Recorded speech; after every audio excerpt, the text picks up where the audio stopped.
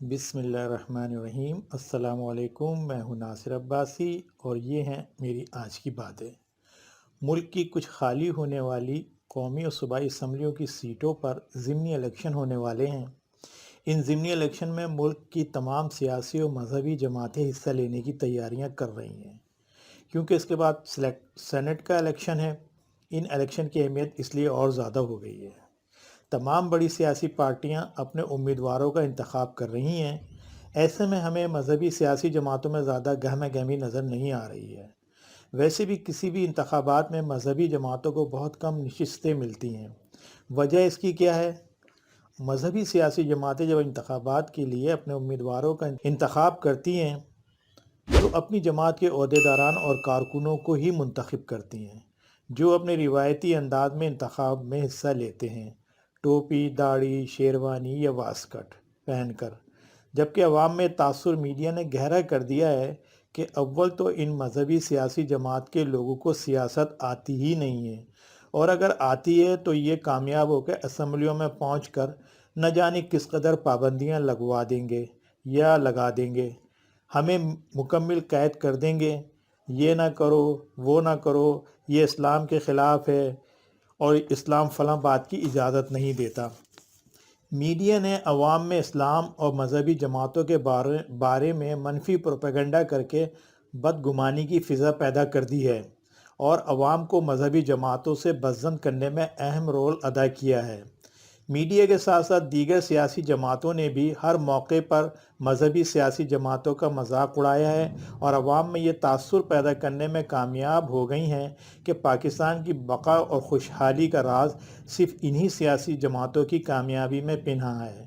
مذہبی جماعتیں اگر کامیاب ہو گئیں تو ملک کا بیڑا غرق ہو جائے گا۔ اس میں قصور ہماری مذہبی جماعتوں کے سربراہوں اور ان کی مجلس شورا کا بھی ہے۔ وہ موجودہ جدید اور ٹیکنالوجی کے حامل دور میں اپنے نمائندوں کا انتخاب نہیں کرتی ہیں۔ اب حالات بدل گئے ہیں، لوگوں کے خیالات بدل گئے ہیں، مگر ہماری مذہبی جماعتیں 50 کی دہائی میں رہ رہی ہیں۔ ان کے خیالات اپنی جماعت اور انتخابات کے بارے میں اسی دہائی کے ہیں۔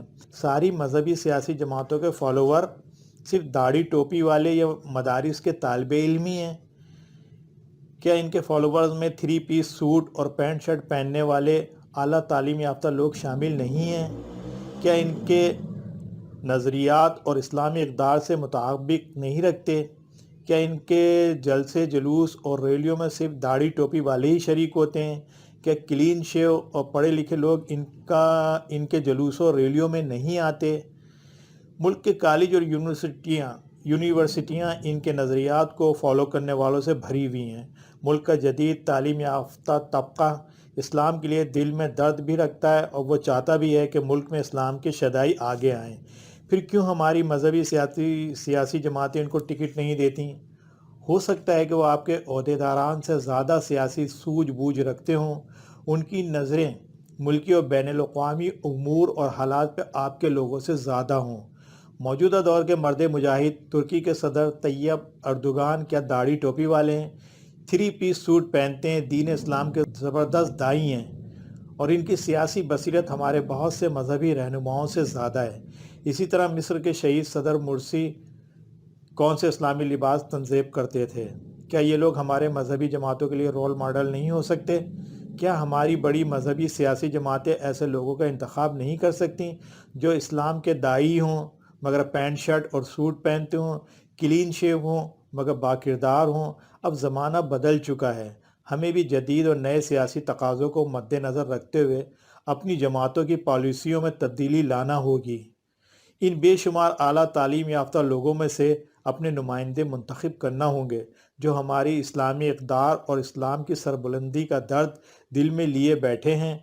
ان میں ڈاکٹر، انجینئر، تاجر اور جدید علوم کے ماہر افراد شامل ہیں، مگر کوئی بھی مذہبی جماعت ان کو موقع دینے میں سنجیدہ نظر نہیں آتی، کیونکہ وہ داڑھی ٹوپی والے نہیں ہیں۔